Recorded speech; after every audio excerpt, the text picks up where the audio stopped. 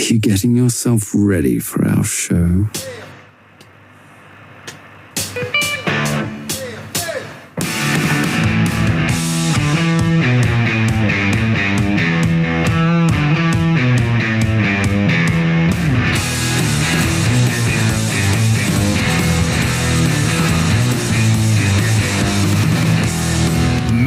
That was one hell of a long pre-production meeting, and we got nothing done. But guys, Jigs and Bigs is about to happen regardless. We got shit to talk about. It's been an amazing week. Shawn has spent some time up in a certain part of the country with a certain group of pirates. And no, I am not making shit up. This actually happened. He also got crazy with some paints this weekend. We'll talk about all that. We got Who the Fuck is Joe Brown with us. He's going to give us a full update on all the good stuff that he's got bringing to the table. I had gone out a number of times this week, and I've got a little bit of a story for you guys that you're going to really enjoy. In segment number 2, we got a little change up here. We decided to open up the hotline here at Jigs and Bigs HQ. We got a couple of phone calls. We want to share them with you guys, and this is also a hotline that you can use for your FTGs, all that stuff. More info coming on that in a bit. With this week, we're trying something new in Bait of the Week. We're talking about specific brands of baits, and we don't even know what we're going to talk about yet. There's a wheel involved, spinning, all kinds of things are happening, guys. You don't want to miss it. Jigs and Bigs goodness coming up right after we get back from this.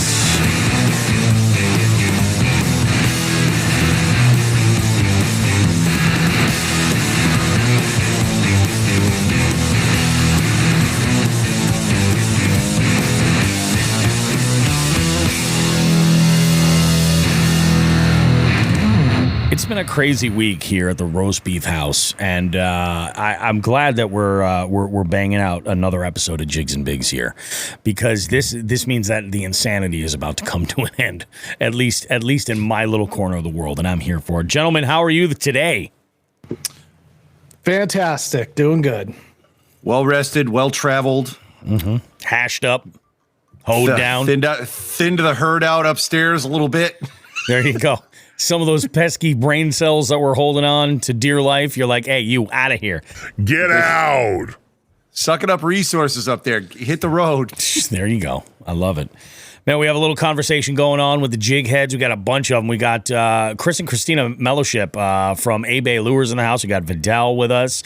He says he's coming back from the coast on his way. Be safe. Don't you're not missing anything on the live stream. Audio only. We got Nelson in the house with us. Gravy Fishing's here. We got Dark Horse Tackle's very own Zek with us. We've got, who else is in here? We got Tim Bender. All the way out in Colorado, man. This is amazing. I'm serious. Like, Tom, I sit down in front of this to record this show, and time just flies by. I put up in the Patreon that we're anticipating starting at 6:15. I looked down as I hit record to actually start, and it was over. It was 6:40. I'm like, how does this happen? How does this happen? I don't know what's happening. Oh, and there's Biggest Nickus joining us. What is happening, people? Well, lots is happening. Lots is happening. We should go, actually, before we go into our weeks, let's talk a little bit of housekeeping stuff here, guys. First off, want to say a big thank you to everybody who has been leaving us reviews over at Apple Podcast. Apple Podcast, as you guys know, kind of has their like thumb on the heartbeat of the algorithm for the podcast world right there. So leaving a rating and a review there goes a long way to help us kind of get discovered and all that stuff. We appreciate you. I had a number of you guys go and leave reviews, and I appreciate that. I was debating the idea of maybe doing a special contest, like when we get to a certain number of reviews, we'll do like a giveaway or something. We'll pick a random one from that list, and we'll give it, a prize out to somebody or something like that. I don't know. I was throwing around some ideas. Speaking of prizes and giveaways, I this week had put together a post for our Facebook followers. I don't know if you guys are aware of this, but over on Facebook, we've got 35K. for followers that are following our page, the Jigs and Bigs page. You can go ahead, if you're not following us over there. If you're following us on Instagram, a lot of the content is right over. It is sort of, we try to keep it on point. So that way, if you're following us on one, you kind of got it all covered. But we do like a lot of giveaways and stuff that are Instagram focused, and Facebook kind of gets left out there. So I wanted to do something a little bit different and do something over there. So what we're giving away is, 2 pairs of Torres sunglasses, one for yourself, one to give away. You can keep the other one, whatever, because that's the thing about the Torres sunglasses. We don't even know the styles. Like when we send them out to folks, they're like wrapped in protective wrapping. Like we can't even look to see the model numbers or anything like that. So if we send you a couple, this is sort of for your benefit, because if you get a pair, you're like, oh yeah, these don't really look great or whatever. I just hate the way they look. You got another one that you can utilize. So, or if you want to give one to a friend, you can always do that too. So, and it's always nice to have a backup when you're talking sunglasses. You forget them in the truck. You're like, oh, but that's right. I have a backup in my bag. We're good. 2 is 1, 1 is none. You know what I'm saying? And then I want to do something kind of fun, and we're gonna have some fun with some baits that are just a home run. For like all of us, things that we stand by. And I put together, I have a handy 3600 size Plano box lying around. I said, we're going to fill that sucker up with some baits, have some fun. We'll give this away. So what we're going to do is, if you're following us on Facebook, all you got to do is go over to that post. You'll see it's a big thank you post with a beautiful picture of Shawn and my kayaks up on the bank from the trip this Tuesday. And, it just says, thank you for 35K, and you can go ahead and leave a comment there. Share that on your Facebook, and you'll get 10 times the entries for it. You can also just comment where you listen to the show, because I'm generally curious. There's an other tab on our analytics that is just a vast, it's like the Mariana Trench is how deep this goes. There's so many platforms out there. But, let us know where you're listening. So you can go ahead and do that. That's awesome. Of course, if you want your Jigs and Bigs merch, you can get some over at jigsandbigs.com. We just had an order come through. I think Cheryl Bentley ordered a tank. Yeah, the women's racerback tank. I think so. And I'm not sure if that one's got the FTG on it. I don't think there's enough material in the back to put FTG. No, that FTG was big. Yeah, that was very big. Those are big letters. Yep. Still, all good stuff.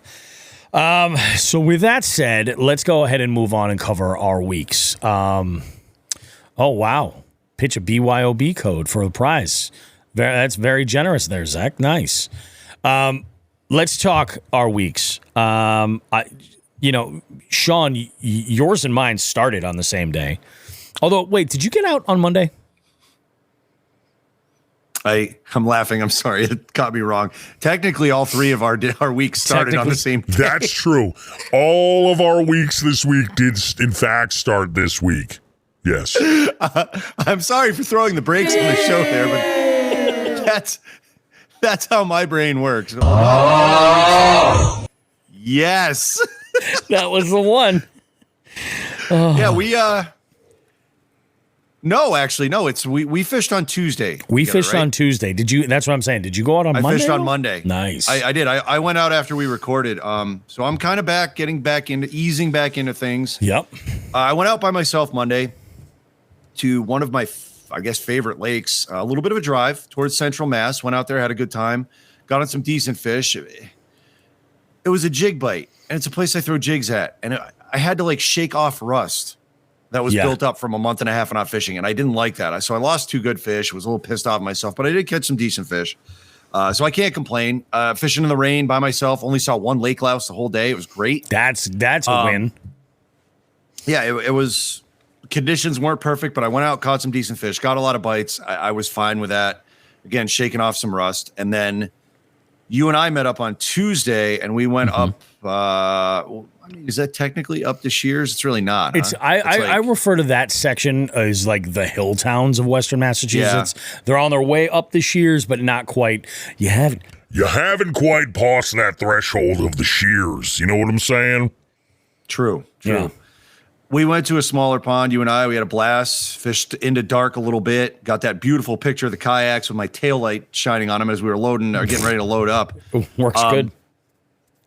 The fishing kind of sucked, though. I mean, you and I caught a ton of little fish, but it wasn't. And a lot of multi-species, too. Yes. You know? Yes. The bluegill trend has just continued. Deep with drop shots. I don't understand. Whatever. They're going to bite what they're going to bite, I guess. Fuck if I know. We did catch quite a few small bass and, I mean, a couple perch, right? We got anything else? Can't remember. You got a rock bass. I got a rock bass. Yeah, rock bass. Yeah. He was on a mission. He had a certain level of confidence that I think could only be surmised by saying he had the level of confidence of a flea walking up the leg of an elephant with a certain something on his mind. Hard sex. Got it. Yes. Exactly. Aggressive. Okay. Aggressive. Sorry. That is the flea.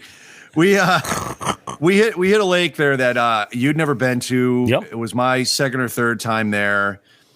I wanted to give it another try. I guess the first time I think the same thing happened, but we've heard good reports from this pond. Yeah. And it just didn't turn up anything. I think there are fish in there. It's just For sure.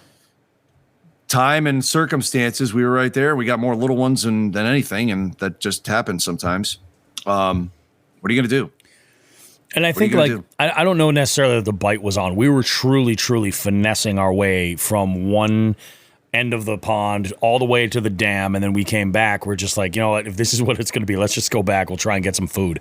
And and that's the thing. It's like sometimes like you can finagle your bites that way, but I think if the bite were truly on, who knows how it could have been. Yeah. You know? Yeah, maybe that place deserves one last shot. I don't know. I'm kind of looking at it as a place that can be described as nibblerific.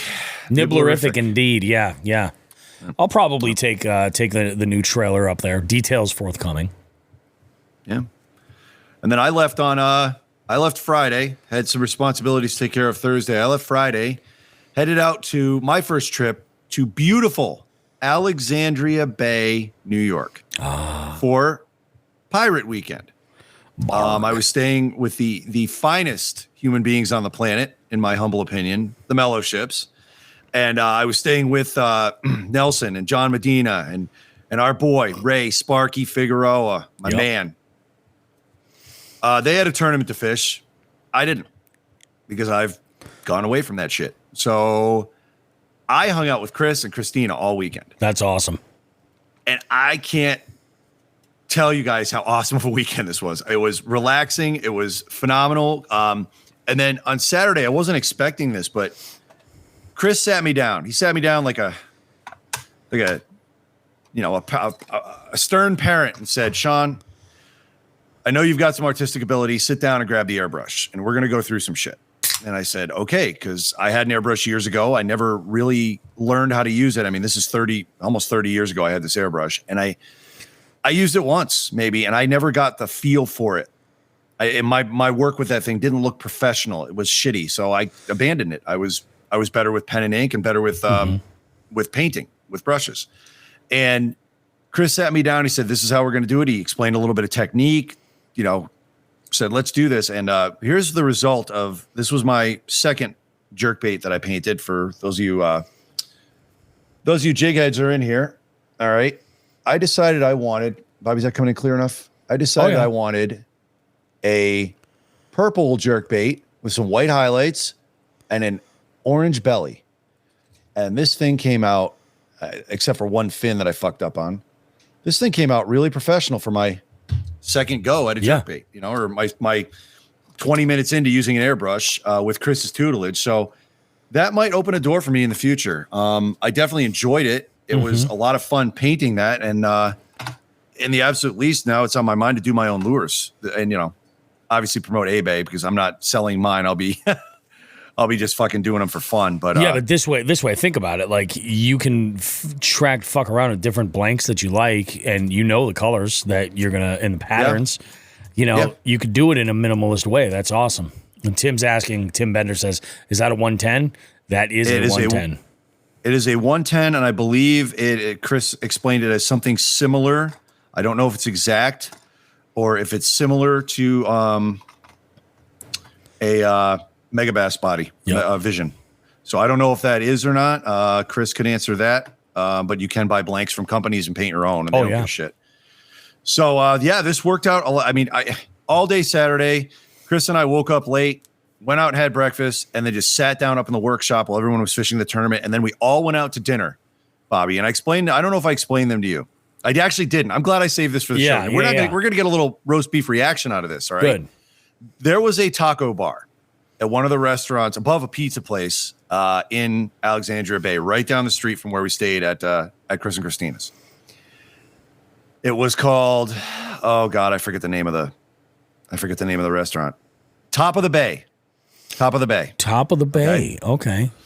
They had rice bowls. They had tacos. And I was all fired up on tacos until I saw the rice bowls. And I said, ooh, I'm going to get that. They had chips with queso and a lot of stuff that could be obviously catered to me, which is why we went. Yep. Chris got them. I did not try them. I don't think I could eat them. Chris had something called pork smackers. Pork smackers? I don't know what a pork smacker is, but I will tell you this. I need pork smackers in my life. At 10 p.m. Eastern time, my wife got a text, all caps, that just simply said pork smackers, and I left it at that. I have not received the question of what are pork smackers yet. We'll have a talk. There will be a conversation. Yeah. Excellent food, excellent company. I cannot say enough good things about this weekend. Chris and Christina, the hospitality was through the roof. Yeah. And this is going to sound stupid. I know they've told me about it. Yep. I had a preconception that became a misconception very quickly with the shop they run. I thought the shop was mostly Chris's lures, and I never thought any other, anything else. Christina has a shop that is a lot. I mean, I think it's completely comprised of local artists. If I'm wrong on that, Christina, jump in and tell me that. But all their work. So there were paintings, there were wood carvings, you name it. I mean, it's like it's very similar to some of the art, local art shops out on the Cape. And phenomenal stuff, plus maple syrup and local honey. And I did get some of the maple syrup and brought that home.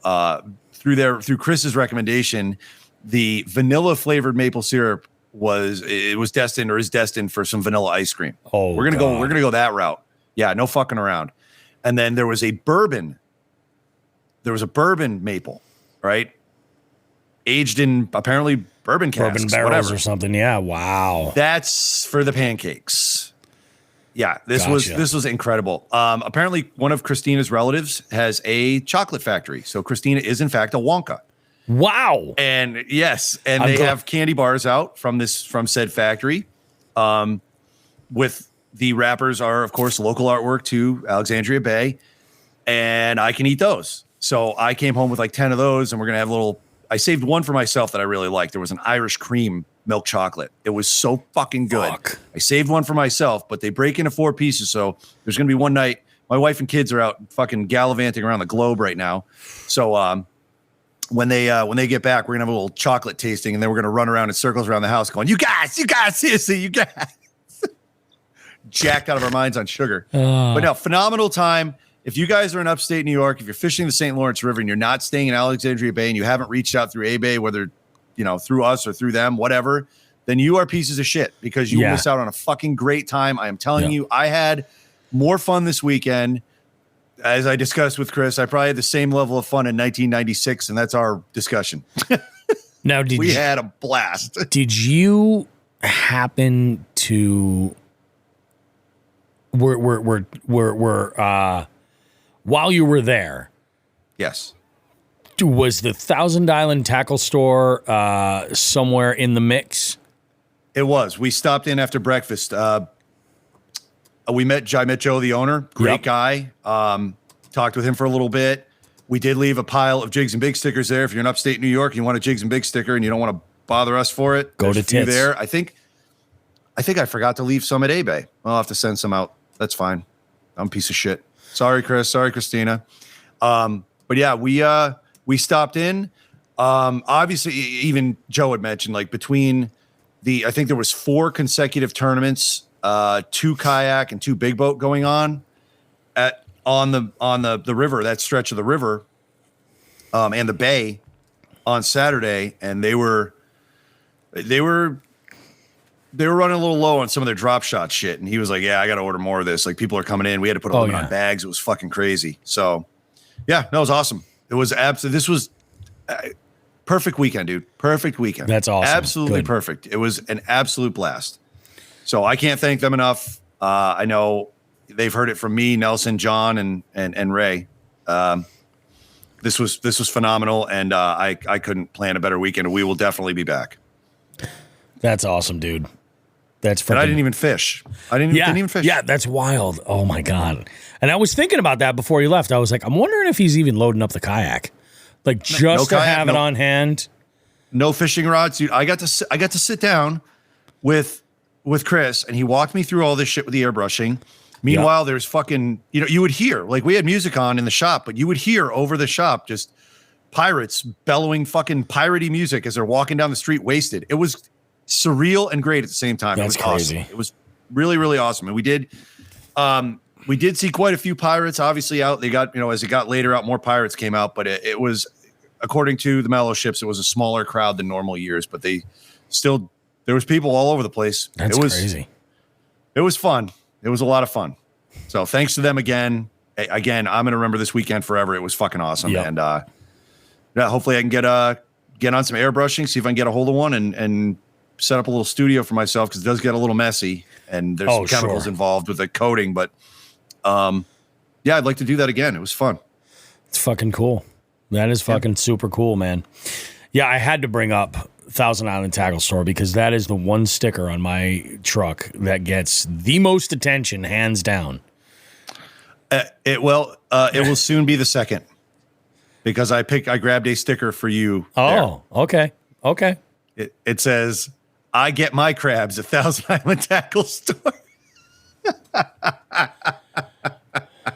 You're welcome. That, my friends, is the sound of a job well done. Wow, that's fucking perfect. I also believe I was given a sticker from Chris and Christina that says, it has a picture of 2 crossed canoe oars, and it says, "Yes, I need to be paddled," or something like that. I'll get it downstairs on a break. Yeah. Oh yeah. Good stuff. It's a lifestyle. It's fair. It is a lifestyle. Joe. So that. Oh, go ahead. Go ahead. I was going to say, Joe, what's your week up? But if you're not done, Shawn, keep going. All good. All right. Roll. How was your week, Joe? Yeah, so I actually only got out fishing one time. It was for my Wednesday night league. So we did that. Went up to Singletary. Ryan and I want to kind of fuck around a little bit that because there wasn't that many boats. So like, we know there's big smallies in there, so we want to kind of try to find them and get on them.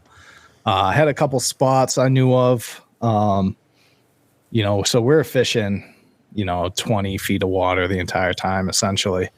So we're doing that. Our first fish. Oh no, I'm sorry. So I ended up, they were suspended. A lot of fish were suspended about 5 to 8 feet off the bottom. So I was actually running a jackhammer through them. And letting it sink, run it through them, and I caught a nice smallie doing that. So I was like, okay, so this is a decent sized school of smallie. So we're working that. Ryan's throwing a drop shot, and he fucking hooks into something, and it was a tank. We're like, what the hell? And turns out it was a fucking probably like 3 to 4 pound pickerel down in 20 feet of water that he hooked into. Thing was huge. We caught 3 pickerel about that size. It was insane. I caught 1, he caught 2. But yeah, we were just kind of dicking around, messing around with the deep water, with the smallies. We caught a bunch, not many of size, maybe like 1.5, maybe 2 pounds was the most. But it was fun. We had a good time. We ended up getting, we got a couple largemouth at the end, fishing shallow, but knowing, I have a tournament coming up next month on a smallmouth fishery. I want to kind of kind of want to start working my techniques for that. So I'll be heading up there tomorrow. So we'll see how that goes. But yeah, we got a few fish, had a good time. The other day, yesterday, I sent you guys a picture. I ended up wrapping my raptors on my boat. Yeah, I saw that. They look good. So yeah, it's vinyl wrap. It's cool. It's the design. It's it's pretty much the color of my boat, but it has a topographical like map design on it. Yep. Which I thought was pretty cool. So I put that on. They're all precision cut first, so it's there's no cutting. You literally just put them on. And that's awesome. Because all the holes and stuff in the Raptors was great. Z decals is where I got those from. It was awesome. They came with the fucking credit card thing and razor knife for bubbles and whatnot. And yeah, it came out really good. So I enjoyed that. I did show you guys the product I was messing around with this past week. That safe wake that I did the video about. So I did some pictures with that and whatnot. The reason why I did that is that the gentleman who actually owns that company, and I know, Shawn will appreciate this as well, but he's actually, he's a Marine veteran and a Purple Heart recipient. Mm-hmm. So I was like, dude, I'll help you out. Like, let me check out this product. And I wasn't sure what I was going to have when I got it. I saw the videos and stuff, but it worked awesome. It literally keeps your boat tight, but off the dock. So no dock rash, all that shit. He did custom color for me for the label and whatnot. So that was cool. So I dealt with that. So I messed around with that this week. Aside from, wrapping the Raptors, I just been prepping to go to Barton's in the morning. But nothing crazy. That's not a bad thing, dude. Speaking of rapping, I totally forgot this part. There's a reason for that. I had the spirit of 96 running through my head on Friday night when the rest of the guys were getting ready for their tournament and getting into bed early. I was not. I was out partying. And we were at the shop, Chris and Christina's shop, and they had stickers based on some of the local artwork. Okay. There was a wonderful sticker representing or a sticker version of a painting they had in the back of a red fox chasing a squirrel up a tree. The sticker to unite the squirrel and the fox had a full moon in the middle of it, right? Okay. There were 3. I asked Christina for them. She said, "What do you need those for?" I said, "We're going to go back and I'm going to stick them on the guys' boats and see how long it takes for them to notice." So I said, "They are Team Fox and Squirrel tomorrow, whether they want to be or not." Fair enough. We did it up. They all found it right when they launched. Like I said, "God damn it. I thought I was slick. I put them in line with the other stickers. There was a perfect hole." Yeah. Yeah. They kept them though, which is good. So Team Fox and Squirrel is they're rolling. Fox, Moon, Squirrel, I guess, right? Fox, Moon, Squirrel. Yeah. There you go. That's the way it went. The other thing that I got my hands on, I know you guys did as well, was my Dark Horse tackle box came in. Oh yeah, it did. Yeah. So I haven't had the chance to mess with anything yet, but I did pick a couple to bring with me tomorrow to mess around. That frog, I'm gonna throw a tie on that frog tomorrow, I think, and I love those swim baits that came in it. So I'll give those a try. Might be a little. No, they should be all right for smallies, but I'm gonna go for the largemouth in the morning. There's a spot I want to hit for largemouth, and then I'll head up the river for the smallies. But I'm definitely gonna be throwing some of that stuff around for sure. I went out today and I rigged up those Giltech swim baits. Yeah, those are great. Yeah, they are. They're really, really, and they're a perfect size to match up with that underspin. Yeah, it's funny because you look at swim baits, you'll go out, these soft swim baits, and you'll be like, oh, those look dope, but you don't know how they swim. They could swim like absolute dog shit. Exactly. Yeah, you just never know until you get them. Yeah, you never know.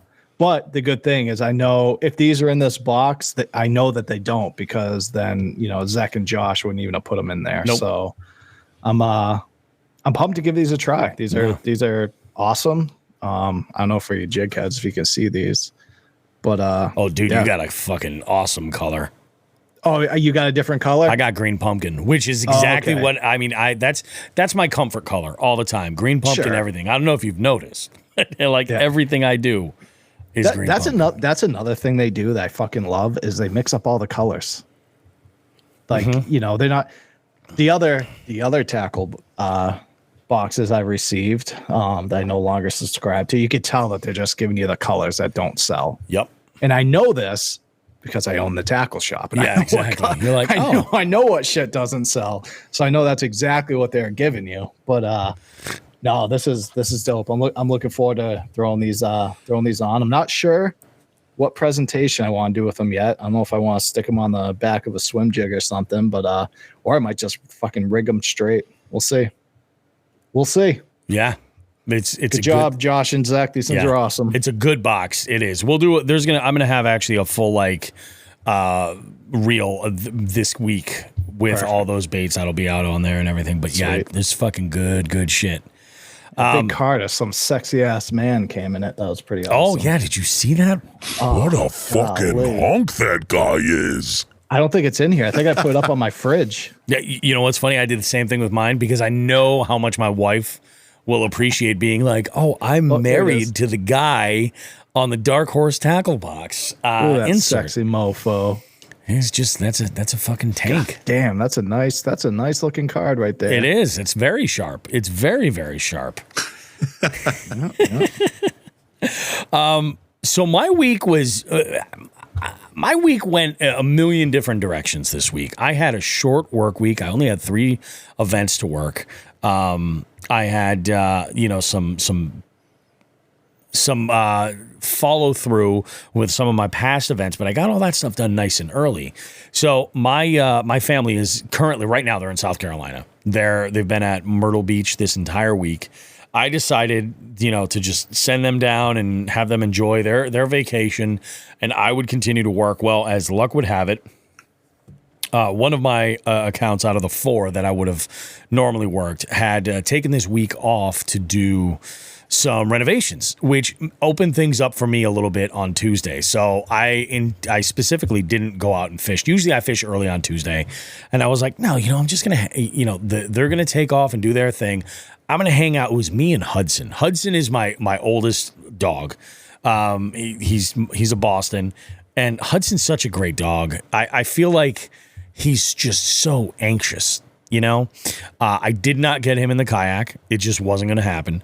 I do think, however, that camping this fall is going to be a thing with him. I think it will. So we ran some errands on Tuesday, stuff that I needed to get done. I had to drop off some equipment from the wedding over the weekend. So I had him with me. We just kind of did our thing.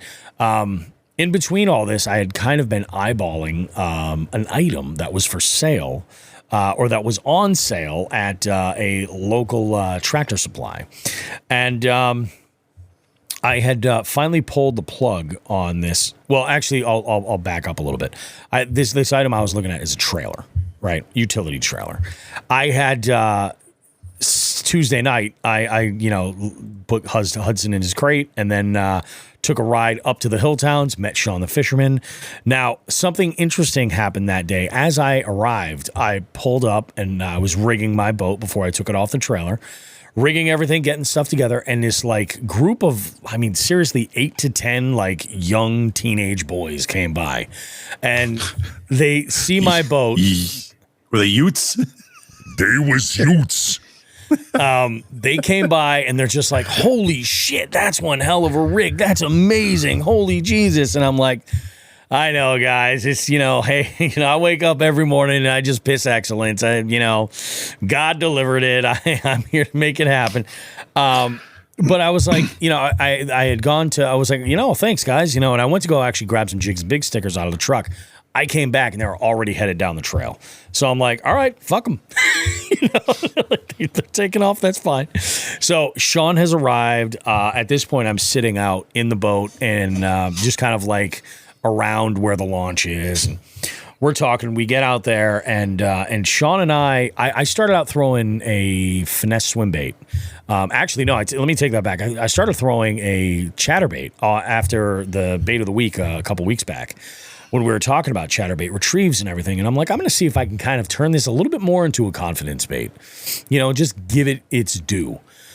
Was not getting any hits anywhere, so I cut that off and I went for something a little bit more subtle, a finesse swim bait. That started getting taps here and there. Not able to connect with anything, and this is where Shawn was just getting lit up on a drop shot. So while I was rigging my boat, I was like, "Am I gonna? Do I really think I'm gonna be drop shotting in here?" I was like, "Fuck it, I'm gonna take this combo anyway." It's a good thing I did because it's the only thing I caught fish on. I had to dial in a specific color and use a specific presentation, but I was hammering them. It was great. We had a good time, a lot of fun. Caught a bunch of fish, decided we would go and attempt to grab some food afterwards, realizing out in the hill towns, the likelihood of us getting to an eatery was probably not going to happen. So it didn't work out. So we went to the 5-star Cumberland Farms down the street. We did. And I'll tell you what, Pringles, I'm not the biggest Pringles guy. The only thing I like about Pringles is that the tube fits perfectly in the cup holder.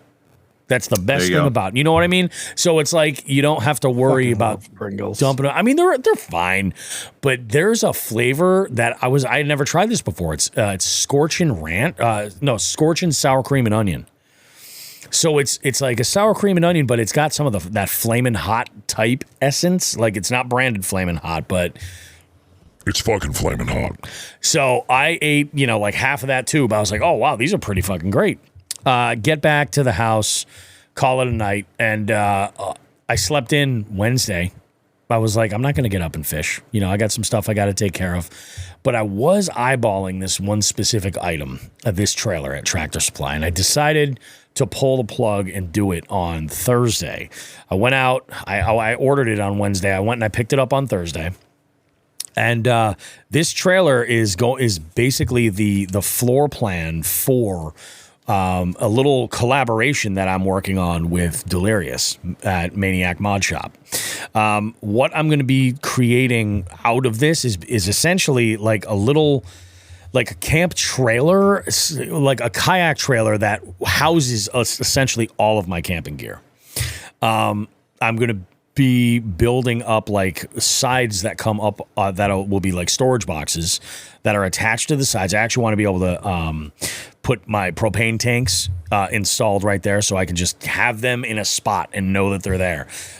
Basically, what I really am trying to do is set it up so that even before I go camping, I can set up the back of my truck for sleeping and just pull up to my spot and be ready. Back up the trailer, move it around, do what I got to do. And there's some modifications performance-wise I have to go to the trailer. A couple things I love about this trailer, it has a much longer tongue than my previous trailer. It also has larger wheels because that gives me a little bit more ground clearance. So this is nice because my boat now rides with that big-ass drop hitch that I've got. It rides perfectly level. Like, it is perfect. Loading this boat is far easier on this than the other one, though it does hang significantly off the back. There's one major mod that I want to do up front. That'll be coming. But Delirious and I were talking about some of these plans, and he's like, yeah, I'll take a look at it. And we had made plans to fish on Friday. Now, my Friday outing did not go at all the way I was expecting it. At all. Shawn, are you tapping your foot or something? I'm actually narking out one of my neighbor's fucking kids. So I live on a busy road and I've got the windows open. All right. So I'm typing because. Oh, is that what I'm hearing? Yeah. Cause these kids, his two kids, like they're always over the house hanging out with one of my sons. Yep. And they're younger and they have no fucking idea about how busy this road is. Yeah. And the older of the two just went fucking nonchalantly riding down the fucking yellow line of this street. No hands on his mountain bike, so I'm narking him out. I apologize. This is a safety issue. I had to interrupt your story with. It's all right. It's all right. I'm a fucking narc. I muted my mic for a second in between words, and I'm like, no, that's not coming from me. What the fuck is that? All right. Anyway. I'm angrily tapping a text message. Did you guys see me? Yeah. That's why I kept. I saw that and I was like, oh, okay, maybe Joe went to go look for something and it started to keep going. I was like, no shit. Loaded potato fucking knows what's up. Get off my lawn.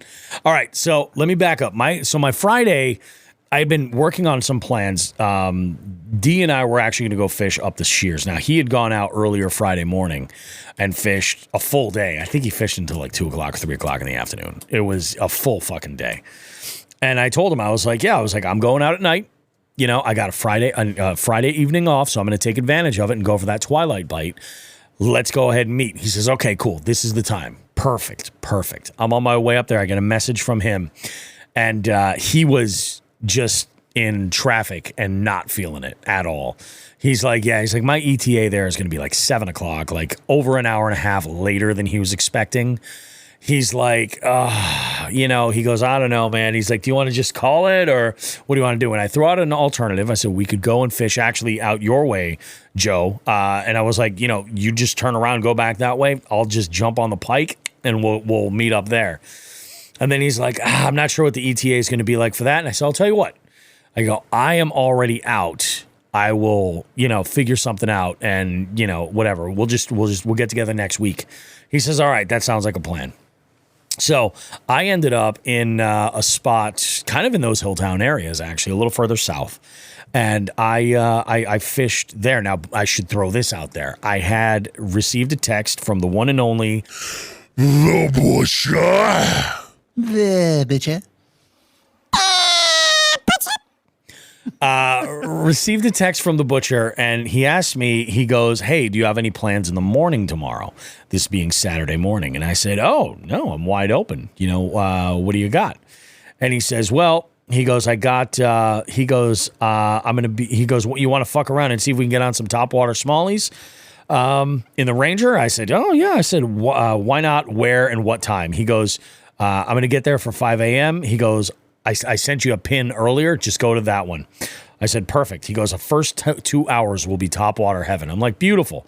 Now, we're having this conversation going back and forth. He's like, you're going to be exhausted. You're fishing tonight. I did not fish that late. I'll get to that in a moment. So I said, oh, all right, no sweat. And I remembered, this is as I arrived to where I was. I said, oh, shit. I just remembered that I do have something tomorrow morning at 11 a.m. He goes, all right, no problem. And that was the last I heard of it.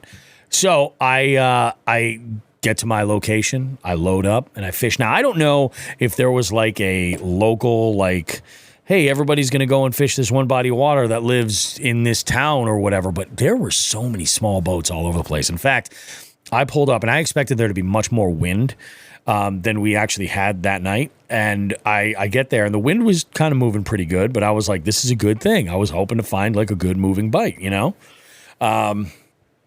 Guy's loading up his wreck kayak with a couple of rods jammed into the interior of it. And I was like, oh, are they biting it all? And he's like, nah, you're going to need a motor out there. It's ridiculous. Now, every single time I've fished this body of water, I've heard the same thing from people who were they're just not in the right boats. And I was like, oh, well, we'll see how it goes. I launch. There are several other small boats all over, in different spots in this one area.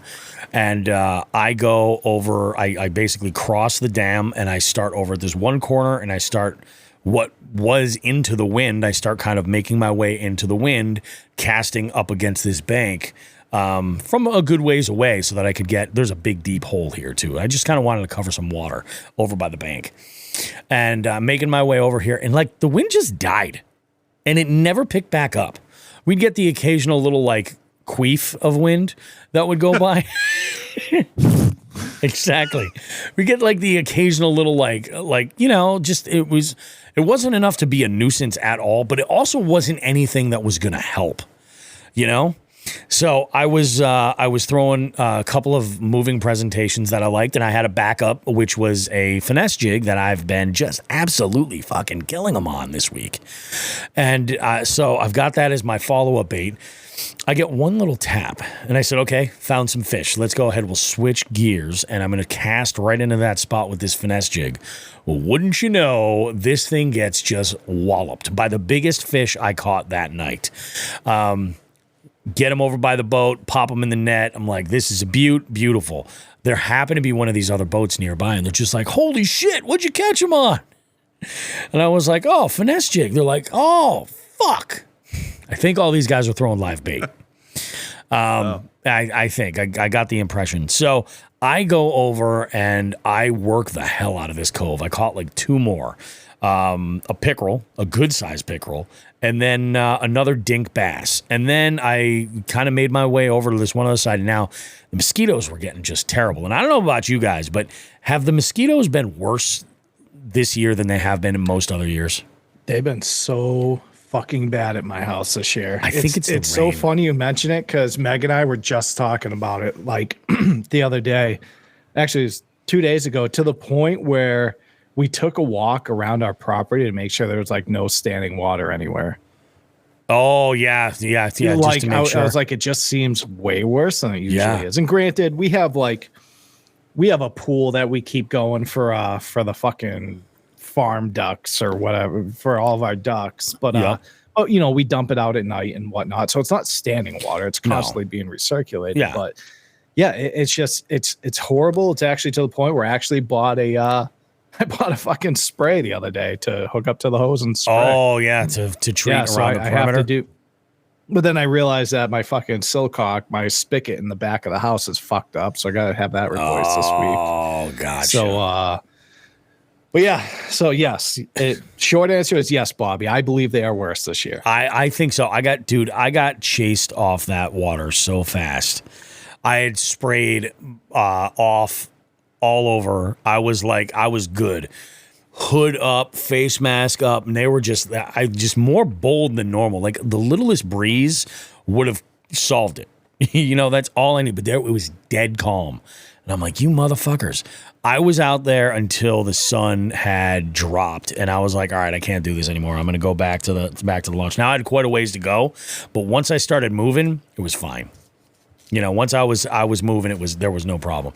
Got the boat back up on the trailer. Loading that thing up there is such a dream in comparison to the old one. And when I get the winch on there, I'll even be able to do more shit with it, which is going to be awesome as far as making it a nice, easy in, out, get things straightened out and hit the road in a timely fashion. So that worked out really great. I got home. I grabbed dinner on the way home, a big freaking Cajun chicken salad, and Hudson was excited because as I was eating, I was flipping pieces of chicken into his bowl on his dog food. So he's like, oh yeah, this is great, Dad. Awesome. He's loving life. Went to bed that morning and I got up at 3:30. I immediately text, I sent a text and I was like, yo, so I go, I'm up, I'm getting ready. I'm going to need to be off the water for like 9:30. Is that doable? And he goes, essentially, he's like, yeah, that's not a problem. He goes, I got Little Butcher with me too because I thought you canceled because of the 11 a.m. stuff. He's like, but we can all squeeze in there. He's like, I'll have you fish from the back and the two of us can fish up front. He goes, and I can definitely have you off by 9:30. And I was like, you know what, man? I go, had he not filled that spot, I would have been there. But I was like, dude, I'm exhausted. I'm going to bed. In fact, I slept like garbage. I really should have gone because I didn't fall back to sleep till 6 a.m. And then I slept until 10. Did you see the Butcher's posts? No. From that trip? No. His brother got onto his PB that morning. Oh, really? No shit. Oh, Yeah, is that what he meant? Because he texted me. Okay, I think it's this picture. Is it this one? Yep. Yeah, it was like nice. 5.5 or something. Yeah. Yeah, nice. That's awesome. It's quite the freaking fish. So yeah, I had done that. Now I need to back up and say this. Something happened on Tuesday, Shawn, and I know I had mentioned this, but Thursday night while I was at work, one of my regular teams that plays up in Northampton, the Flow Hose, it's a group of amazing women, unbelievable personalities. Like they're all a bunch of characters, and I love them. One of them, Christina, was telling me a story about how they had been camping at just, nowhere crazy, just something local that happened to be the same place where you and I were fishing, and that they were fishing and her son was just kind of like having different groups of his friends roll in and like, stay a night. Like they were there for 3 or 4 nights to stay a night, whatever. That group of teenagers One of those was Christina's son. Small freaking world. Yeah. So I told her, I was like, oh, I wanted to give him some Jigs and Big stickers and tell him not to fucking listen because, you know, it's not safe for work and I don't want to hear from your parents. I was like, but now I know that you're parenting one of these children. I was like, then fuck them. Here, give him some stickers. So I left some stickers with her. She's like, awesome, I'll give them to him. And then once she brought it up, she's like, oh yeah, we saw that. And then she says, you know, that's probably why he was talking about, God, I'd love to get a pedal kayak. That'd be so cool. I was like, oh, yeah, it could be it. That could be it. Sorry, I just cost you so much, but, you know, these things happen. Go to Three Bells Outfitters and tell them Bobby sent you. Please make sure you tell them Jigs and Bigs sent you.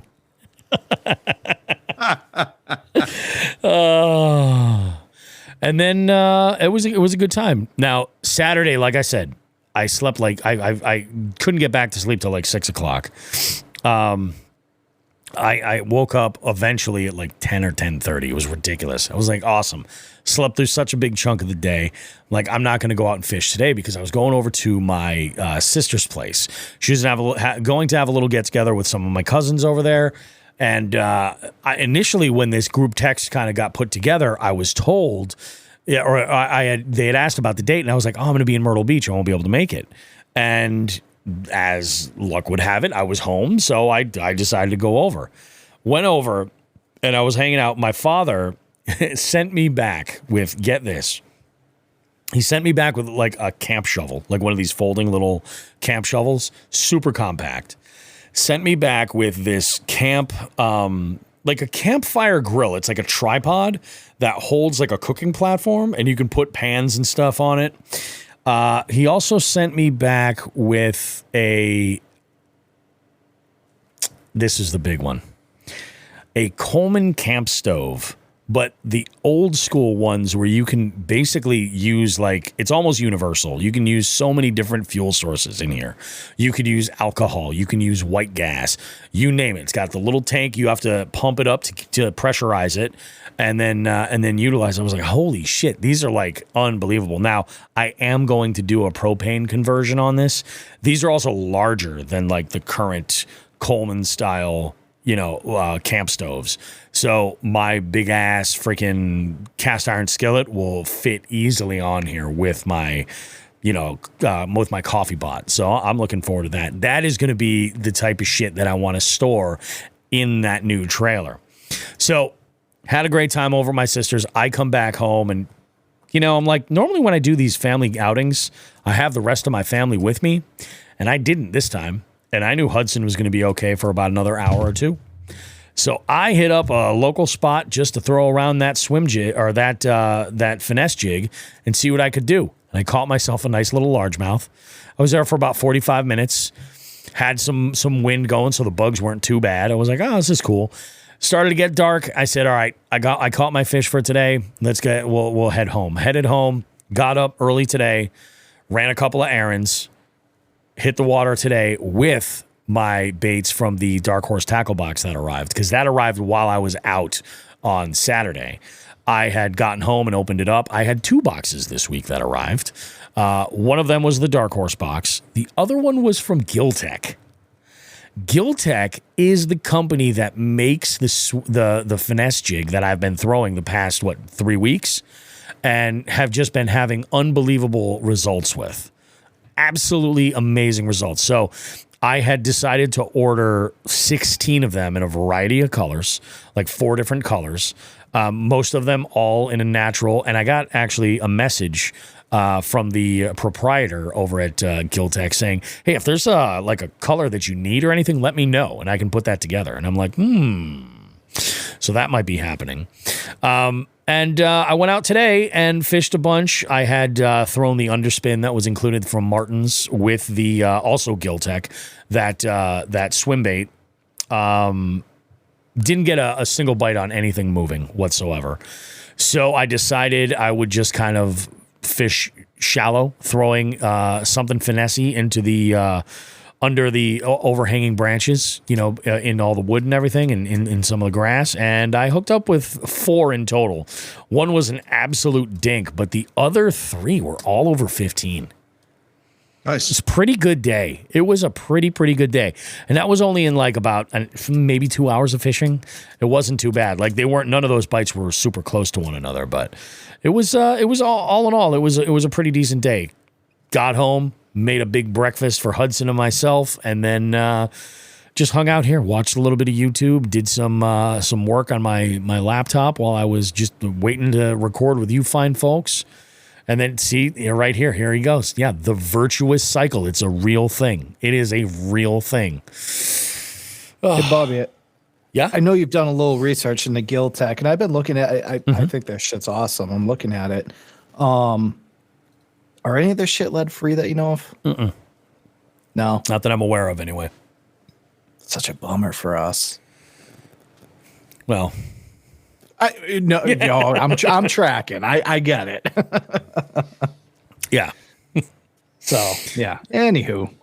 That's exactly it. But yeah, they're fucking, I'll tell you, like wire tied skirts, like, and I think the one jig I've had tied on, I caught 9. Yeah. No, more than that. I caught 10 fish. And 7 out of 10 were on that finesse jig, 1 jig. Same trailer. Like, even the same trailer. In fact, I think if I were to go back another week, I probably have caught even more fish on that 1 jig with that same trailer from Riot. Crazy.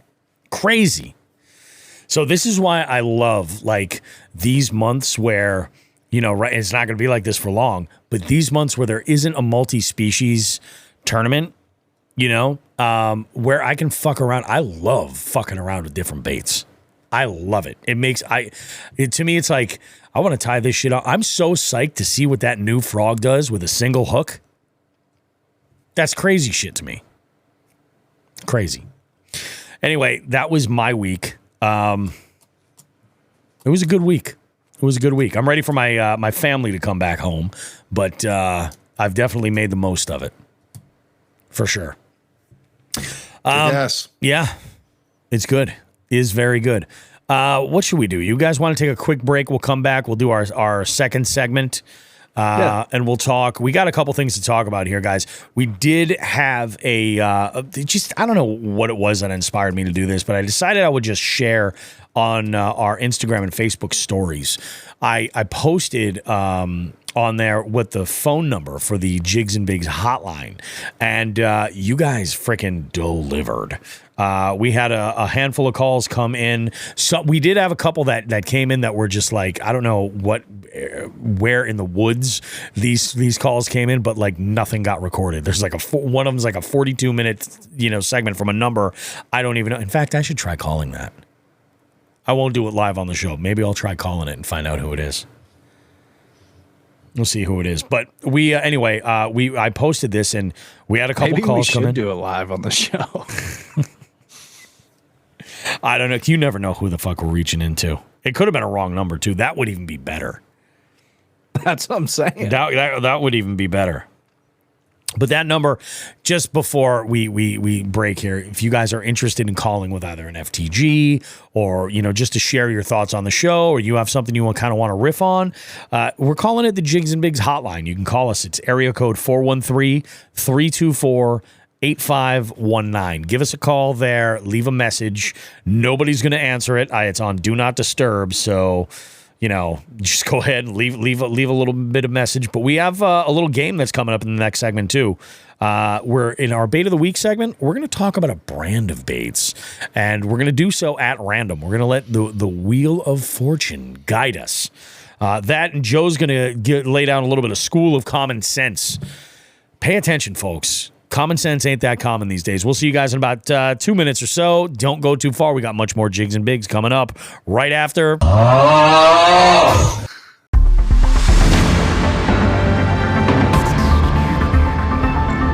This is an official press release from Dark Horse Tackle. Dark Horse Tackle has a new website. Be on the lookout for an email from Dark Horse Tackle explaining how to move your subscription. There will also be a letter in your next box explaining how to move your subscription to the new website. Our former host platform, Cratejoy, inflicted outrageous fees on Dark Horse Tackle and made it almost impossible for us to continue to support American small business bait and tackle makers. It is vital that customers get their subscriptions moved to the new site by the following steps provided. Customers that move their subscriptions to the new site will be rewarded with a 50% off code for the brand new Build Your Own Box feature. For Jigs and Bigs listeners new to Dark Horse Tackle, the code is JNBBYOB25 for 25% off of a BYOB. Jig heads new to the Dark Horse Tackle family will receive a more substantial discount for the BYOB feature. The BYOB inventory grows with new bait drops on the 10th of every month. Make sure to check the notes of this podcast right now for that promo code and a link to Dark Horse Tackle.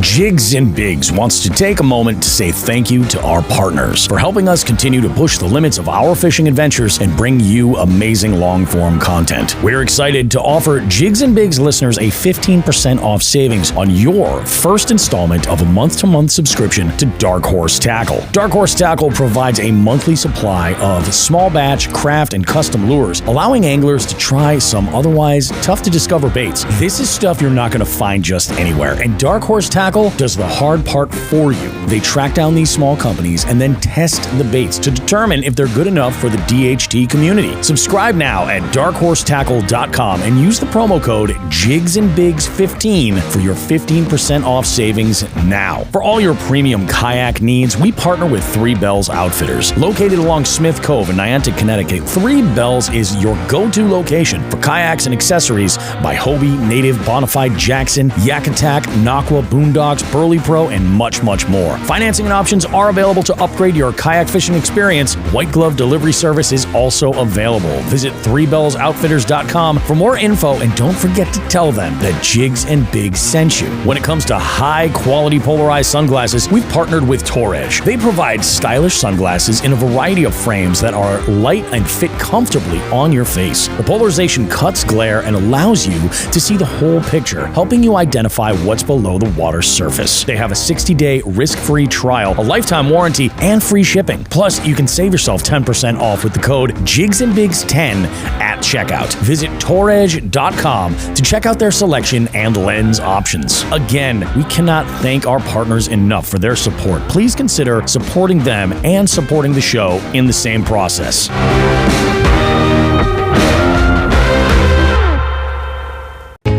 Using crack and cocaine to get high, that's what you say you love. But it's really insane, you could die, what are you thinking of? So some of you guys are probably thinking, what the hell is going on? Why is just the tip not here? Well, this is what it all gets down to, guys. We don't have a tip every single week to be able to give out to you. I think we've got a really good track record of delivering tips again and again. Some of you guys like to receive that tip over and over, week after week. But, sometimes you just can't deliver a tip. We want to go quality, not just quantity. We want to make sure that there's some quality there. However, as stated in the previous segment, we did drop the phone number just to have a little bit of fun and get some calls coming in from some fine folks to reach out. And we're going to go ahead and listen to some of those right now. So actually, what I think I'm going to do is I'm going to start with this one here. We're going to start a little bit of just fun little background music, just to keep things loose and fun and interesting. Let's hear from our first guest. It's the Rex Timmy site. I just wanted to say that Jigs and Bigs is the shit. And I love shit chances. Shit, give me that jab. The delivery is just everything. It's magical. Oh, and the dog barking in the background. I know, it's the adds best. So much. It's the best. It's the best. All right, what about this one here? Let's go ahead. I'm going to drop this just a hair more. What? Let's see what this second message is. Yo, that was one professional voicemail. I feel like you're more so looking for like an actual good voicemail from someone to like put on the podcast. Yeah, I don't know. I just don't roll like that. Just wanted to say, hey, I have nothing valid or important to add to your podcast right now. Yeah, this is Becca. Shit, what else do I say? Subscribe and leave a stat review on Apple Podcasts and Jigging Big. All right, peace out, fuckers. Mwah. So let's reiterate. So far, we've got Becca, and was that Timmy what? Timmy Sykes? Timmy Did I hear Timmy Sykes? I think it's Timmy Sykes. AKA the infamous Maryland scab cobra. Is that? The Maryland scab cobra. Oh, it was one more. Oh, we gotta get the music though. Yeah, it's Lockwood. Just wanted to say hi to Mr. Beef and by the Manuel Daniel, Shawn the Fisherman. And also wanted to say, fuck. I wanted to say fuck, so I said it. But anyway, what's up, guys? And also wanted to say that shout out to Hookset Hoodlums. And also, Bass and Brews podcast is way fucking better. All right? Later. Why? It's better if you like to punish your ears. Not nice. Actually, I got a very nice message from Paul the other day. We are joking and jesting, but Paul sent me a message. I got to get back to him this week. Paul's great. In fact, Dark Horse Tackle guys were on Bass and Brews, last week or 2 weeks ago? Something like that? Yeah. So it's very good shit. It's very, very good stuff. So, yeah, I mean, for what it's worth, I hope there was a little bit of value in those calls for you guys. It's pretty cool that I posted that and Becca called. I thought that was interesting. I think she likes to utilize this platform as a place to just kind of like be a little bit more like random and kind of let herself be a little bit more wild than on YouTube, which I think is great. I'm all for it. So let's go ahead and let's just get right to it because there's fuckery at place.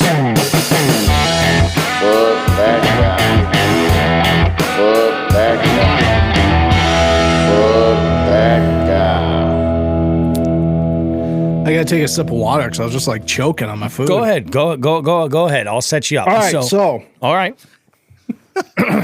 You sure it wasn't a scab, Timmy?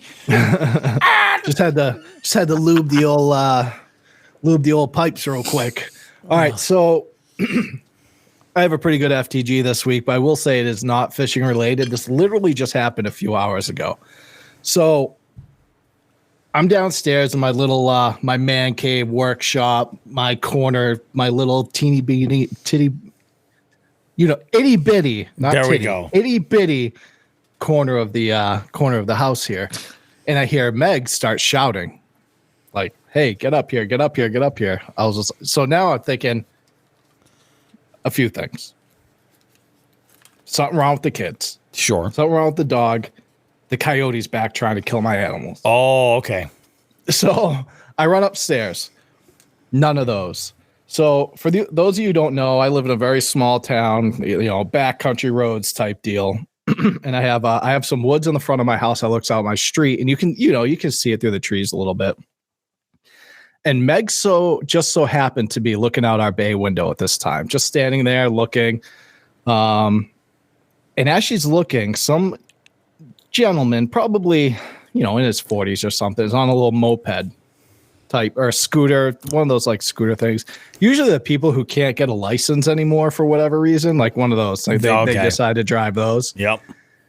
And he fucking there's a slight corner in front of my house, and for some reason he must have like went off the road a little bit or like hit the dirt, and he eats shit right in front of my house.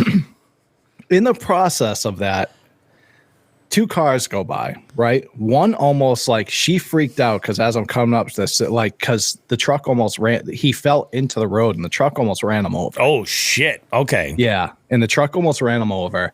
And then the car, and then the car comes up. Neither one of those vehicles stopped to check on this guy. Oh, of course not. They just kept going. And I just couldn't fucking believe it. So obviously I throw on my shoes. I run out there to make sure he's all right, which he was, a little bit of road rash or whatever. Yep. But, you know, I am the most introverted person ever. Like I'm a very keep to myself homebody or whatever, but I have the decency to be a normal human being. If you see something like that happen, don't just fucking drive by. That is such a shitty thing to do.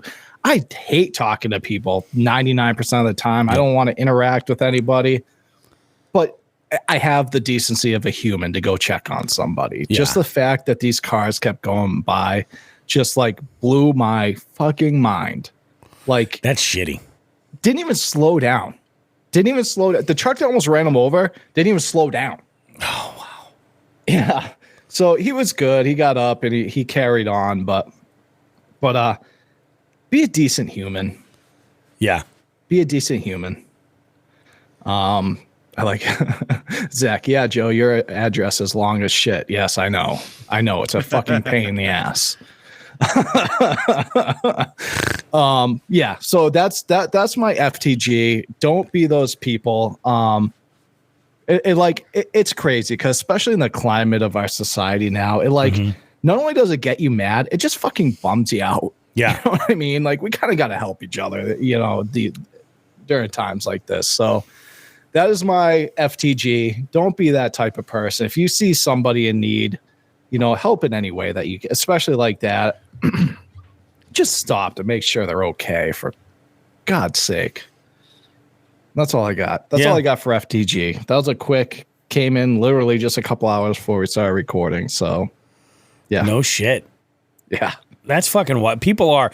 It's crazy. They're so like dialed with their own whatever they're doing. It's like they have blinders, you know, like a horse. Yep. And it's nuts because I feel the same way, or the same thing applies. Like remember with that video with the jet ski, the guy on the manatees, and like all these people just recording it. It's like, come on, you know, I get it. Like I understand to a point, like there's, hey, I don't want to be involved with this. I don't know how this is going to fucking affect what I'm dealing with. I get that.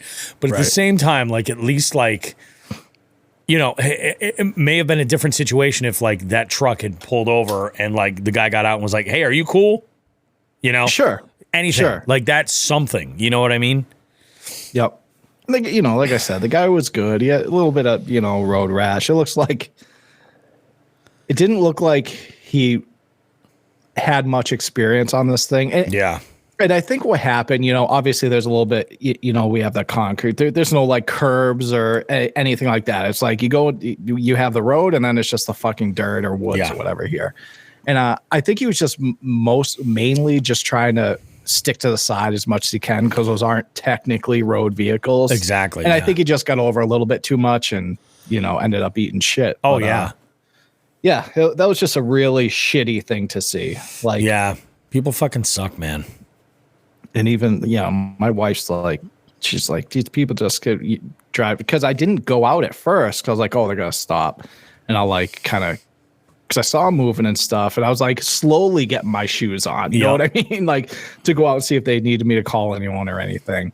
And then I saw the two, like he was still kind of on the ground. Meg's like, he's still on the ground. And that's when I grabbed my just like flippy floppies and ran out there. But yeah, that was my, you know, little adventure for the day. Be a good human. Don't be an asshole. Yeah. Don't be an asshole. You can do a little bit better. Do a little bit better. A little bit. Day. It's okay to be an asshole sometimes, but there's times when you got to be a decent human. It's true. It's true. I love it. God. That's it. We're gonna have some fun with this next one. We're gonna play a little game. Jigs and Bigs. Bait of the week. Yeah. All right. So I don't even remember. This must have been months ago that we had this conversation about maybe adapting bait of the week. When, you know, I mean, like, because we've been trying to talk about it when it's topical. Things that we've been throwing, obviously things that make sense, things that we know about. We utilize that Wired to Fish list to talk about and give our 2 cents on those baits and things. And bait of the week is definitely one of those things that I think is going to see ebbs and flows with the way that we do things. And Joe has had this wheel on his phone for months now. We haven't used it. And today is the day. So these are all different brands of baits that are on there, Joe? Yeah, this is the baits, tackle, everything. Yep. So, but most of them, I'm like, there's like probably close to 50 companies on here, so I'm not going to read them all off. Yeah. But That's it's good. all though. the big ones. Sweet. So we're gonna spin this sucker, and we'll let you guys kind of know what the brand is, and then Jig Heads. This is a great opportunity for you to chime in as well. Feel free to leave in the comments for this video, your 2 cents on such and such a brand. If there's stuff that you love or stuff that you hate or whatever it might be, this could be interesting. It could. I mean, I know, like, you know, Shawn's been fishing for a lifetime. I've been fishing for only like a short handful of years. It's very possible a brand could land that I've never used. Yep. You know? Yep. All right. Oh, hi. The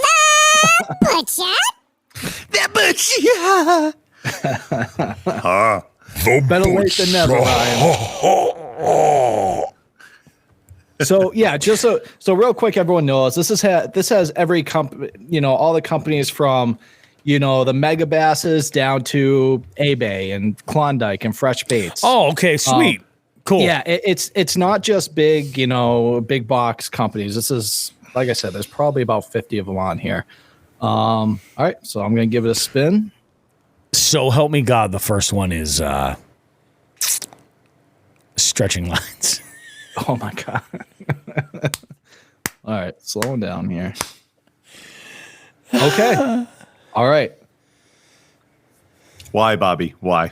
I was just curious. Oh, Mike Buka. Mike Buka is the first one. And I'll be honest, I actually have thrown some of their stuff, but I'm not a big swim bait guy. Yeah.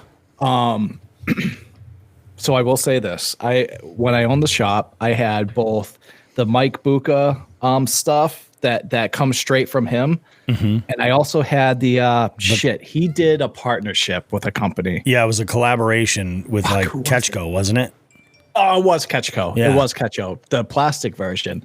I have never thrown his personal baits. I've owned them. I think they're fucking dope looking. Yep. I've only thrown the collaboration with Ketchco, and I did catch fish on that. You know, It's a smaller bait. Big baits scare. Bogley's on here. He knows this. Yep. Big baits scare me. They scare the shit out of me for some reason. You know, it's the bait of 1,000 casts, but you know, I've seen the butcher catch 1 million big fish on them. That's I actually have a 7-inch bull shad Mike Buka. It was given to me from Eric, my buddy Eric Dowd. Actually, he's like, oh, you got to have one of these. Once I bought that combo, it was almost like the same feeling as like signing up for Columbia House with a penny and like 1 million CDs in the 90s. Yeah. Some of our listeners are not going to understand that shit at all. But like people would just be like, oh, dude, you got to have this. Like, you got to try one of these. And believe me, I appreciate that. I absolutely do. I have, and this isn't a lip bait. This is just like one of his straight up, like, was it a 3 or a 4-piece segment? I forget. I have only thrown it twice. And I will tell you this much. Its swimming action is insane, and it's unpainted. Like, I'm using it in its out of the bag form. Right. And it is bananas. Like, with the, you know, using a fast gear ratio reel, the way I like to articulate it and stuff, you can get this bait to do shit. It's almost like, it's like being a puppeteer. Like, using a marionette style puppet, you know what I mean? It's crazy the things you can get this to do. I can only see. I'm looking at Bogley's comment. So, you know, for those of you who don't know, the butcher is at least was, I don't know if he's still throwing a bunch of the big baits, but he's a big into the big swim baits. And he's saying, the 7-inch bull wake in bone is the best starter wake bait on the market. Yep. Because I know, did you guys, I think Bobby, you at least went to the swim bait expo this year. Oh yeah. That was the first time I had done that, and just seeing the fucking prices of some of these baits. Oh yeah, dude, some of them are crazy. Bogley, if you're listening, correct me if I'm wrong, but I think those like those 7-inch baits are maybe like $55 from Buka. Yeah. Whereas you could be spending anywhere from $200 to $300 on some of these, other companies. But there's a reason why Mike Buka's has gotten so big in the swim bait game, and it's not from sucking. Yeah, no, 100%. Yeah, exactly. He's saying 55 to 65, somewhere in that window. Okay. And I mean, that is in the grand scheme of things, that's a bargain. You know what I mean? And for the quality of baits, there was a documentary, a short documentary style film about Mike Buka that I had seen, and it really blew me away as to his theory on the big bait presentation and everything, because he's been doing this for a long time. A very, very long time. It's nuts. Yeah, exactly. Like a Piz will come in at a price tag of about $500. You know, and that's the thing. It's like, I don't have any confidence when it comes to throwing big baits. I like to throw them. I will always give them their due every outing. Yep. If I am in a situation where I feel that I could get a big bite on something like a wake, like the Bruce Gillis or something, I will 100% throw it. But when it's not happening, I will make a move, Right. And I also treat it too with the big baits as the same thing. Like when you're throwing conventional size baits, and they're a little bit finicky. Downsizing is what a lot of people go to. Naturally, I do the same thing. Finesse jig all week. What can I do to make this more subtle, more compact? But in some instances, going that opposite direction can yield great results. Right. I just haven't been schooled enough to figure out when that is. Yeah, it's funny because I was tossing around the Silly Sally that from that I was able to get through the quarterly box, Dark Horse, the quarterly box, and that thing's like a 2.5 ounce bait. I'm whipping. I'm like, holy! I pull it out. I put it on my rod. I'm like, holy shit! You throw it, and it's just like boom. Looks like a fucking kid just jumped into the water. Yeah. But I did catch a. And what's crazy is like you'll catch 13, 14-inch fish on these fuckings. Yeah, they absolutely. Yep. They don't care. But so I did, and my wife Meg actually threw it, and she's like, "What the fuck is this thing?" I'm like, "Just trust," because she loves the rat type, the whopper ploppers. Those that's her jam. She loves the top water stuff, and she loves being able to throw it and reel it. And she didn't catch anything on it, but she's like, "Man, my shoulder's gonna hurt after this." I was like, "Yeah." But it's crazy, dude. I started throwing heavy baits, and I think it takes a little getting used to hearing something that heavy hit the water. Shit, last time I fished with Shawn at night and I was throwing around a big wake bait, I think it took something for him to get used to hearing my bait hit the water, spoosh, and he's like, "What the fuck are you doing?" Yep, throwing fucking cinder blocks in the water. I'm throwing fucking cinder blocks. And it's like, it's so crazy because like they definitely do work, but I love, like a good example is Josh, Grimlock Fishing on Instagram. Yep. Dude, his level of confidence with big baits is what eventually I would love to be able to get there with. Yeah. And it's just going to be one of those things where there is going to be a year where all I'm going to do is take that 8-foot-long cash and rod out for every single cent, and that's it. Yeah, One box of swim baits, and that's it. Yeah.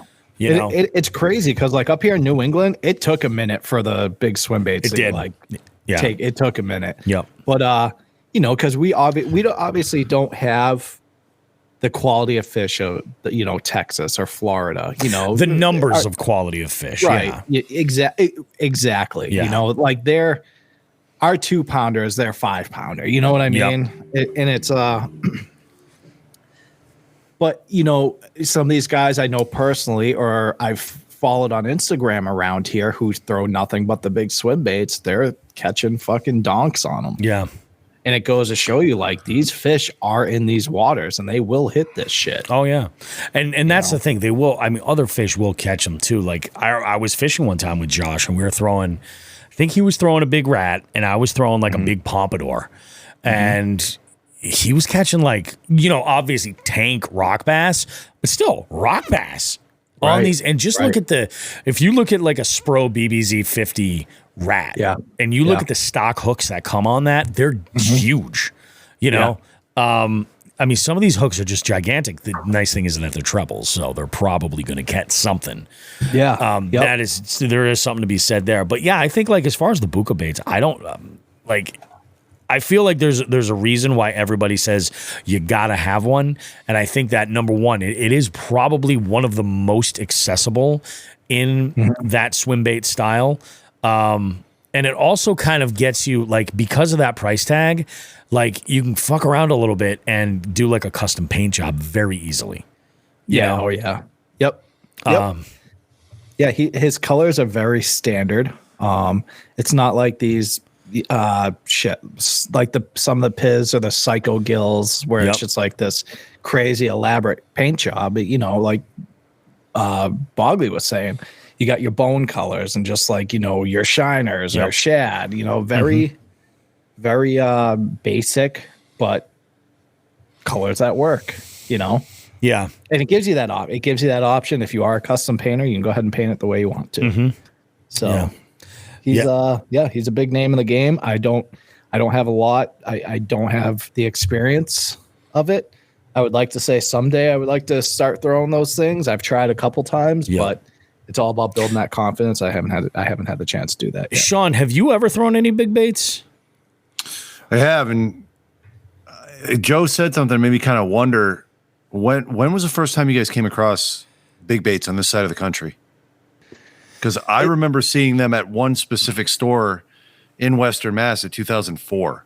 So you have to think I'm going from the generation of social media, and where I didn't get back into fishing until after that, so I'm basing all my shit strictly off like what I've noticed on social media and whatnot.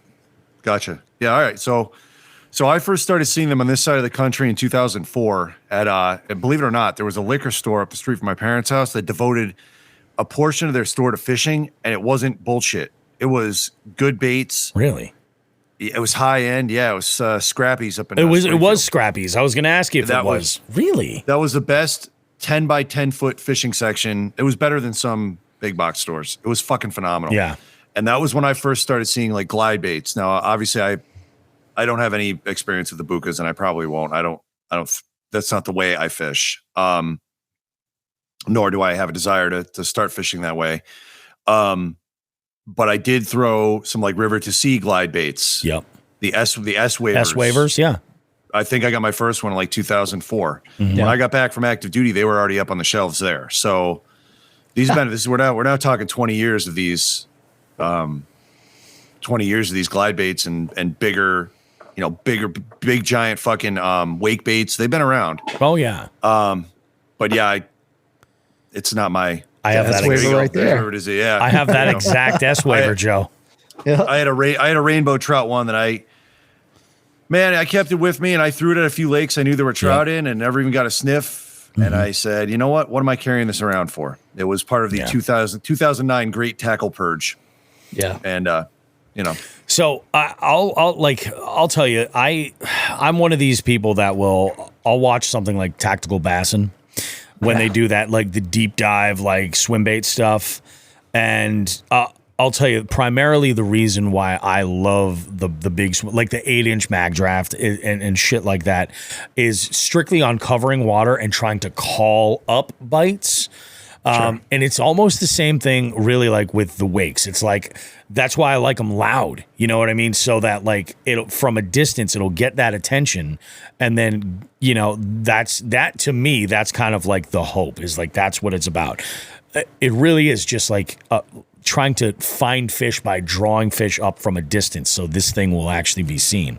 I like.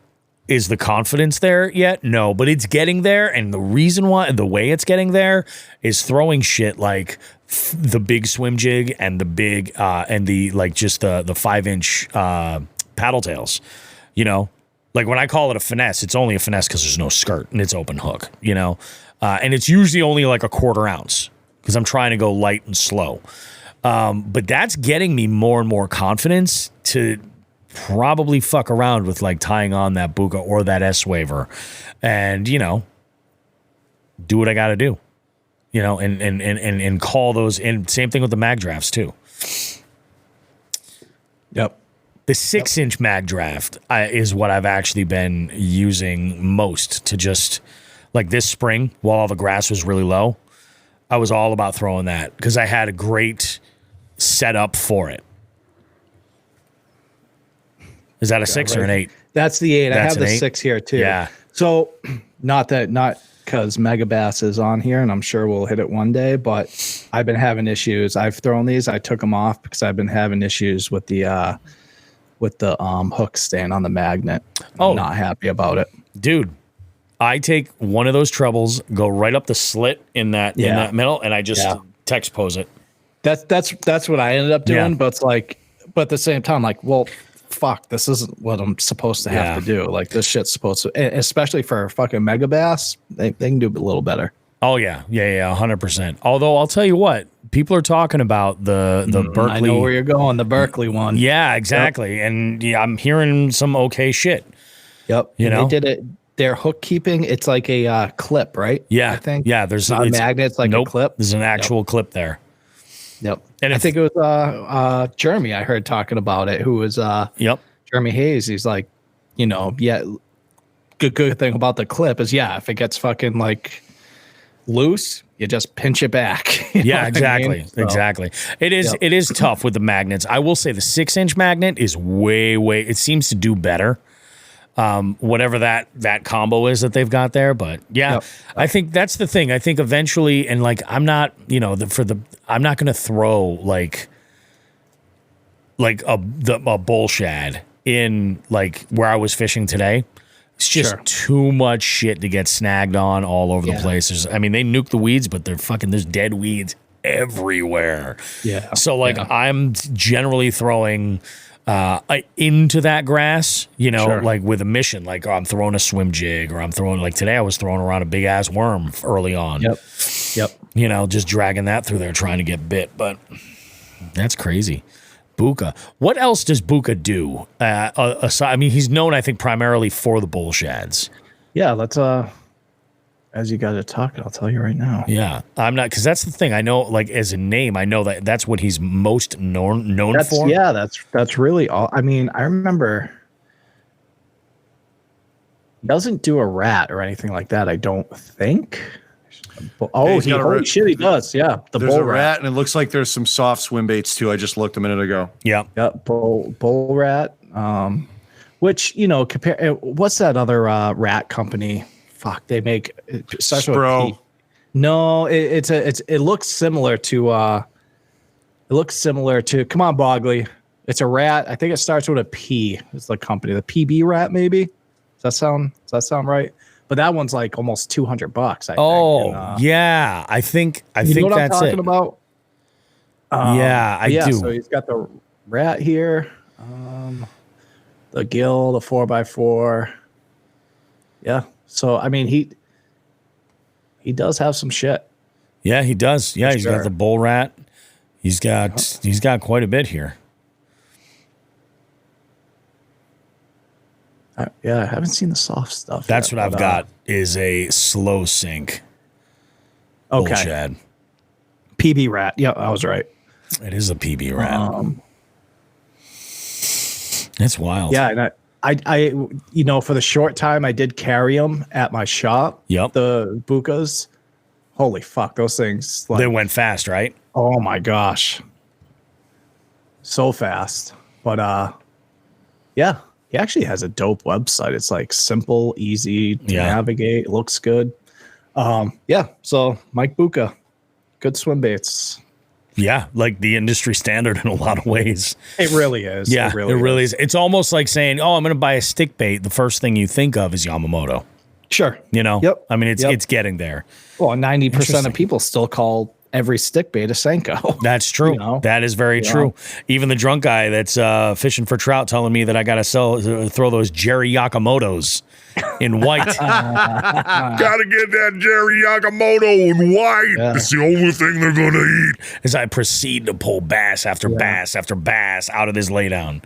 I will say that, you know, from what I hear, you know, he sold that company very recently.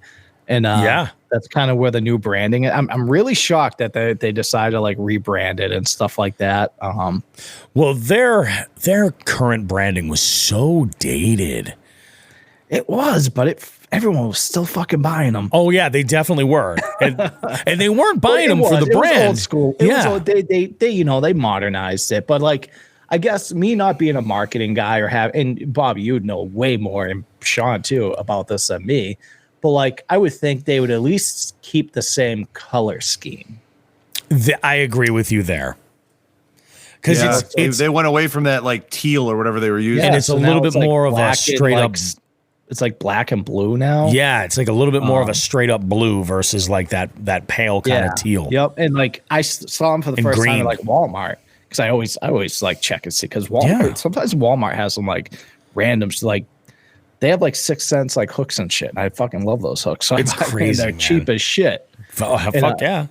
Last year they clearanced them all for like $1 a pack. What? I was like, oh yeah. I was like, oh fuck yeah, dude. I bought the whole place. But anyway, they that's where I saw the new Yamamoto packaging, and I was like, oh, what's this? A new brand? A new bait? I was like, is this a new bait brand? I'm like, wait, Yamamoto. I was like, wait, Yamamoto. I was like, so I'm in on my phone in fucking Walmart thinking, but They have a few different designs coming out too. I mean, we're gonna get into Yamamoto eventually on this wheel. It's gonna happen. Oh yeah, yep, we will. Oh God, Bugling. It's all coming out now with the butcher. I remember this. He says, I think I bought them all. Then I got drunk at your 100th episode and bought a fucking 12-inch fucking monster. He bought a lure too. Oh, hey! Oh, that's fucking great. I remember opening that box when I got those baits and Meg being like, who the fuck is gonna buy this thing? I was like, I don't know. I just ordered a bunch of shit and ended up being Bogley. Yeah. Drunk and fucking, that's awesome.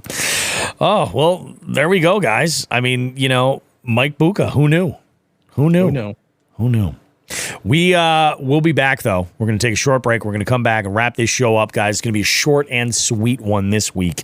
Remember, registration is going to be starting soon for the Jigs and Bigs September tourney. You're not going to want to miss that. And we'll have more details. We'll talk about that in our next segment. But we'll see you guys in a bit. Don't go too far. Much more coming back right after this.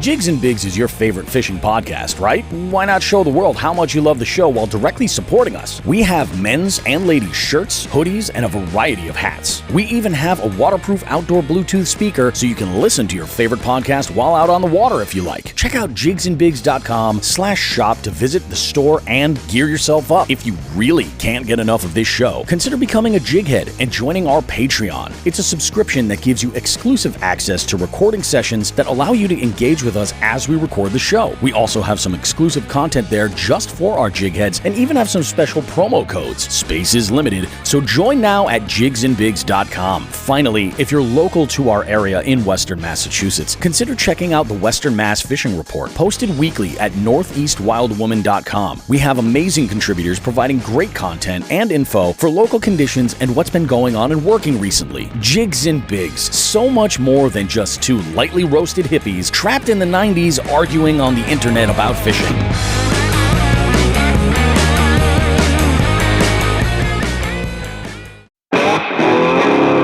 Hey guys, Bobby Roast Beef here from Jigs and Bigs. You know, if there's one thing I can't stand spending money on, it's on something that's not versatile, something that I can't get a lot of use out of.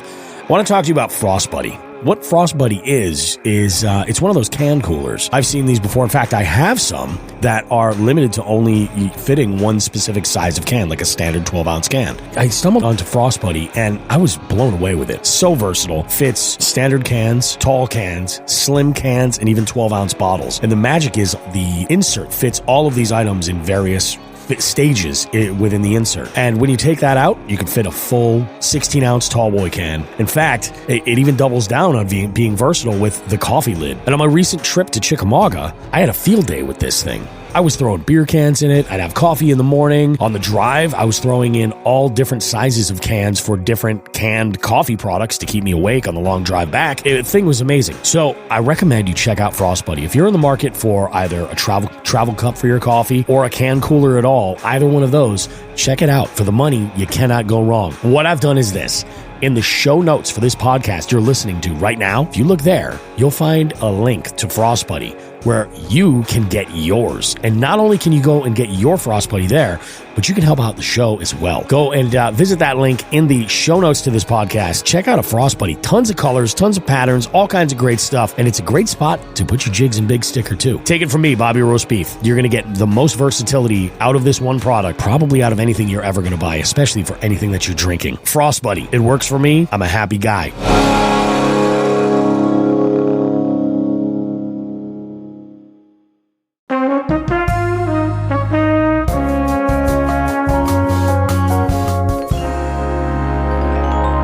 So fancy. It's so fancy. Guys, we have we're not, there's still so much more of the season for fishing. There's so much, but also we're coming up to the tail end. So you got to get out and get it as much as you possibly can. You know what I'm saying?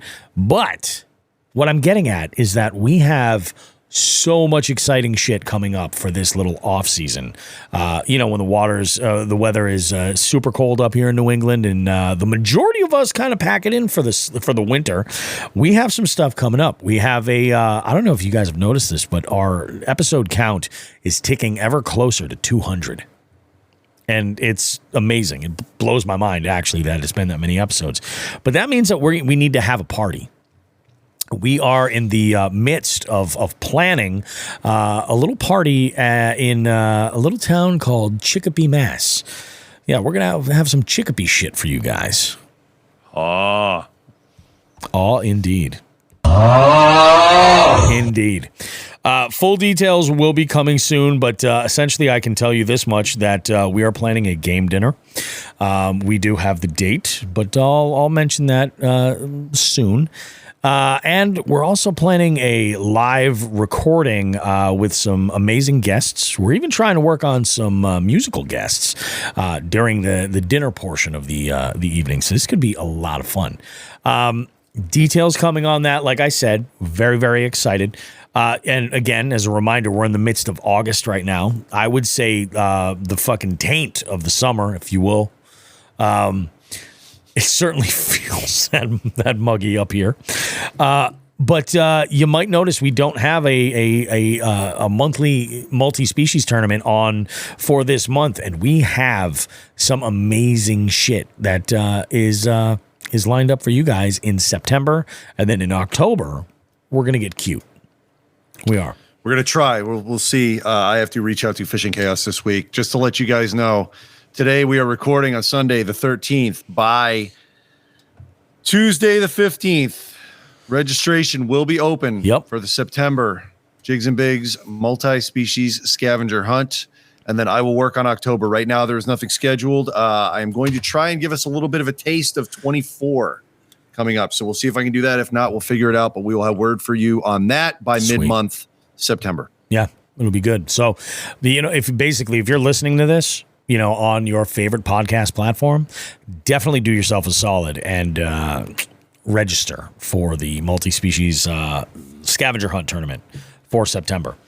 Let's see. What else do we have going on? Is there anything that I need to tease for events?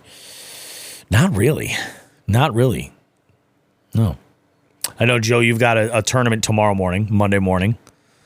Pre-fishing for a tournament. Oh, you're pre-fishing. So this is So this is going to be part of the ABA championship. Yep. So I'm going to try to figure it the fuck out.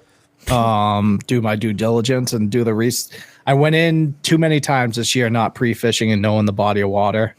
I don't want to do that. No, that's for smart. This one. Especially it being it being a big smallie fishery. That's another thing I'm not the greatest at. So I gotta do my research and my work. It'll be a lot of it'll be a lot of fucking mapping tomorrow versus side imaging, shit like that. Yeah, I'll throw. Obviously, I'm still gonna throw the baits around, but it'll be a lot of mapping tomorrow. Yep, finding some spots, finding some high percentages. Yeah, exactly. Nice. Exactly. You got to do what you got to do, man. That's how it works. Shawn, what about you? Do you have anything that we need? Am I forgetting? Do we need to tease something? I can't think of anything. So. I think we're pretty well teased. Just a tournament in September and possibly October. More to come on that. I think we covered that. No, dude, I got nothing. Let's wrap this up on my end and go fishing tomorrow. I love it. Yeah, we're planning to go fishing tomorrow. This should be really good. Guys, why don't you go ahead and enjoy what the rest of the summer that we've got here, and do me a solid. We've had a bunch of people tagging us in pictures, and of course, if you tag us, I'm going to try to do my best to make sure I leave a comment and all that stuff. I may even share it. So go ahead and tag us in any of your catches that you're putting on social media, Facebook included. And remember, we got that Facebook page contest going on right now. All you got to do is go find that "Thank you for 35K" post and comment on that. Make sure that you're following us.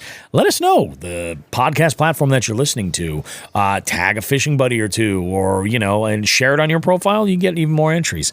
And that is for, of course, we've got a couple pairs of sunglasses and a full 3600 size tackle box of just some baits that we kind of put if nothing else, the Bobby Roast Beef stamp of approval. If nothing else, this could be some interesting shit. There could be a fucking Mike Buka, slow sinking swim bait in there. There might. There probably won't be, but there could. It could. You guys have yourself a great one. We appreciate you. We know that we have the best following, listeners, audience, friends, family, jig heads that could ever be anywhere. You guys make sure to have yourself a good one and catch some dang fish. And like we always say, tits and ass, smoke some grass.